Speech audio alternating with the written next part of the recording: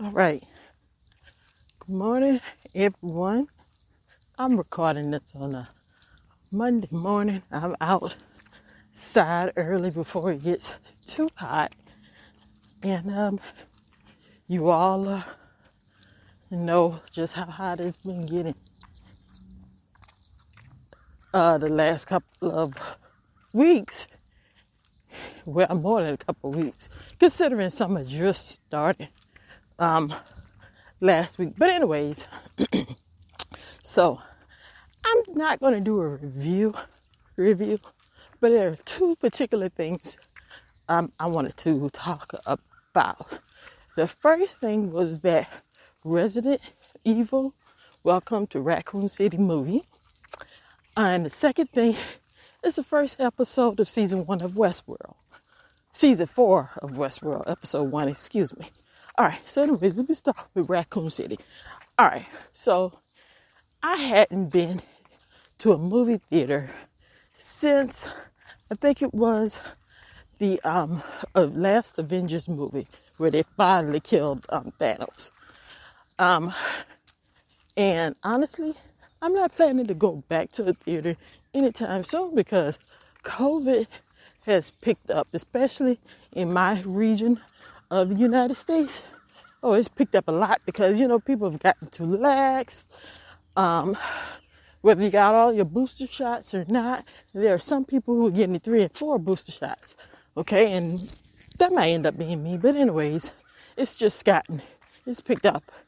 And I don't want to deal with COVID. All right, I've had the flu. I've had strep throat, which strep throat was, ugh.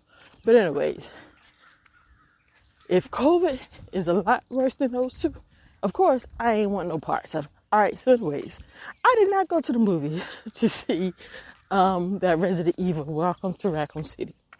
All right, I did not pay to watch it on pay-per-view or demand. I saw it, I think it was last Wednesday evening on cable TV, a cable TV channel. I think it might have been Stars or Showtime. I'm not sure. But let me say this. One, I would not have paid to go see the movie. All right. But I liked it. I liked it a lot. All right. It's something nice to watch. It reminds me of the original Resident Evil movie with the Mila, and I can't pronounce her last name. It starts with the J, I think Jovich or something like that. Okay. The way the movie was set up to take place during that particular time period as the original Resident Evil movie. All right, just from the point of view of that brother and sister, and I forgot their names. Good Lord, I think it's Chris, and I forgot the girl name. But anyways, and they had the Valentine chick in it, and I hate to use the term chick, but if you remember the video game of the movie, you know who I'm talking about. Chris and his sister and the Valentine woman. And there were a few other characters. I can't really remember their names. But now there weren't any big stars or what some people would consider A-list stars in the movie. But some faces I did recognize. It was that Tom Harper from Umbrella Academy. The big blonde dude with the muscles. And I think he might have made like a 2-minute appearance in one of the later seasons of Game of Thrones, where he got, boiled alive by the dragon. But anyways, besides Tom Hopper, Hopper, gosh, honestly, I don't recall any other people. Oh my gosh, that's bad. But it was a good movie, okay? It started out with a flashback of the siblings being in a foster home or something, and then you got an evil doctor, and the evil doctor, I forgot his name. Who he was in the foster home. Well, not in the foster home, but I guess supposed to be running the foster home. But at the same time, he was doing experiments with the children, of course, and with some other things that the Umbrella Corporation had going on. All right. And by the way, the man that played that doctor, he was in a whole lot of movies. And if you all remember the series from, over 20 years ago, Band of Brothers, he was in that too. Blonde hair, older guy, with real light blue eyes. But anyways, the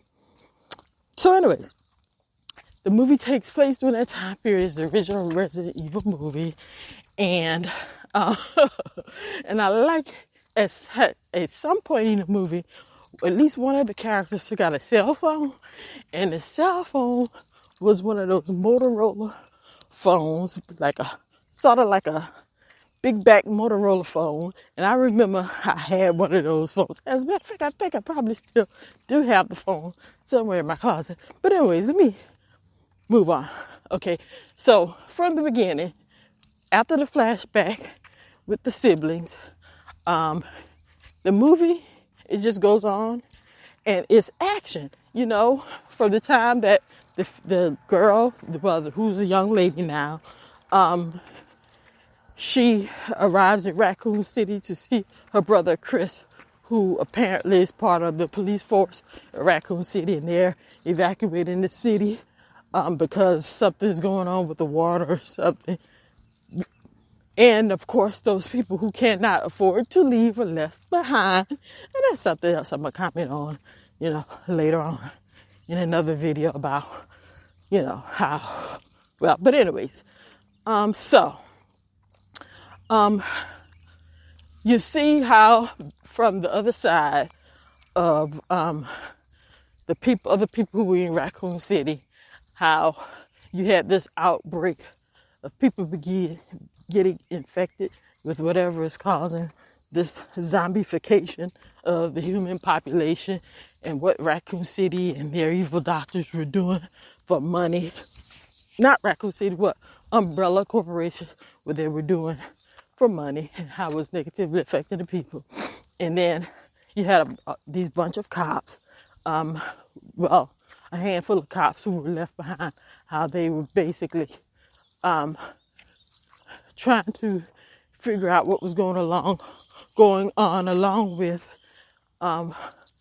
the two siblings who, as I stated, one of them was a cop. Oh, and now that I think of it, the male sibling, Chris, was played by Robbie Amell. Robbie Amell is Stephen Amell's brother. And Robbie Amell, let me see, the last thing I saw him in was that it's a series that comes on where he and his brother, they're wrestlers. But Robbie Amell. And he's in this series on Amazon Prime also. But he's a good little young actor. Good job. But anyways, okay, so I'm not gonna go through scene by scene, blow by blow of that movie, all right? But let me say this. For those of you that liked the original Resident Evil, if you played the video game, and I tried to play a little, but my brother was a lot better than me. But if you like the Resident Evil series in the game, all right, I think you will enjoy it. Okay, it's on Stars or Showtime. I can't remember exactly which one. It may not have a bunch of big stars in it, and to me, I think that's fine. However, by the time it ended, Tom Hopper, it seems as if, Tom Hopper was in the last scene, okay? Oops, and I guess that is a spoiler. But by the time it's ended, it's set up as if there will be a sequel. Now, whether the sequel will be in the movie, if it will have bigger stars in it, or if it will end up on a cable TV station again, I don't know. But I liked it. It was cool. All right. So it's Resident Evil. Welcome to Raccoon City. If you didn't pay to see it, that's fine. I don't blame you. I didn't pay either, but you'll catch it on your local cable premiere or satellite premiere station. All right. Now let me fast forward real quick to Westworld season 4, episode 1. And I'm gonna tell you the truth. I need to go back and watch seasons 1, 2, and 3. All right. Now, if you have not seen seasons 1, 2, and 3, and you just jump right into it, you might end up a little lost, okay? Now, you can ride it out and watch the rest of the season as more episodes premiere every Sunday on HBO. That's fine.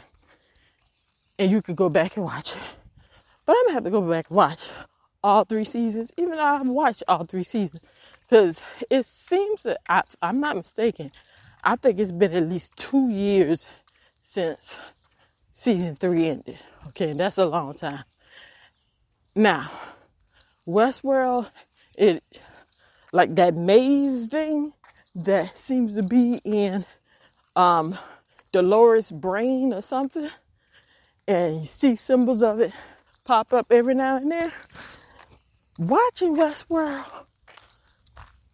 if it's not one of those, if you're not into that type of stuff, you're going to get confused. And you're going to be confused. You're going to stay confused. I'm just going to be real. So that's why I need to go back. But I'm liking what I've seen so far for this first episode with this new season of Westworld. Of course, Aaron Paul is in it. But based on what we see now, it appears that Aaron Paul is a human. And I say that because, well, those of you who are familiar with Westworld, who's a human, who's an android, I don't know. Okay, it gets so confusing. It's a real thin line.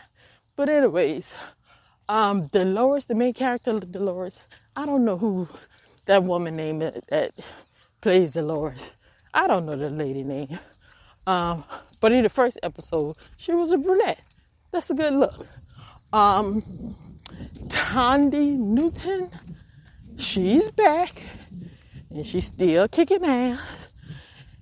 And it appears that season 1 is picking up where last season left off, of course, where they're supposedly in the new human world, or back in the human world. It's after the war they thought ended. And what they are doing is they basically looks as if that those humans and the androids that supported them in the war against the Delos Corporation or whatever, that they're going to be back at fighting. And of course, you know who, Mr. Ed Harris, the man in black, he's back. And I'm going to tell you, Ed Harris, he's a whole lot older than he was when I first saw him in a movie years ago. And he was a villain in that movie too. But Ed Harris, even though he's a lot older, and his age is showing, he scares the big Jesus out of me. And that, for me, to watch him do his thing in Westworld, be the villain that he is. And again, if you're new to Westworld, go back and watch seasons 1, 2, and 3. It explains Ed Harris / the man in black, his character, how he came to be, and why he's so screwed up. Well, it explains it a little bit. All right. So, anyways, I'm about to stop because I'm not gonna get I love talking about these shows, but I'm not gonna get into blow by blows about every scene of every episode. All right, y'all. I'll hit you up with the next little sound recording or podcast interview. Talk to you.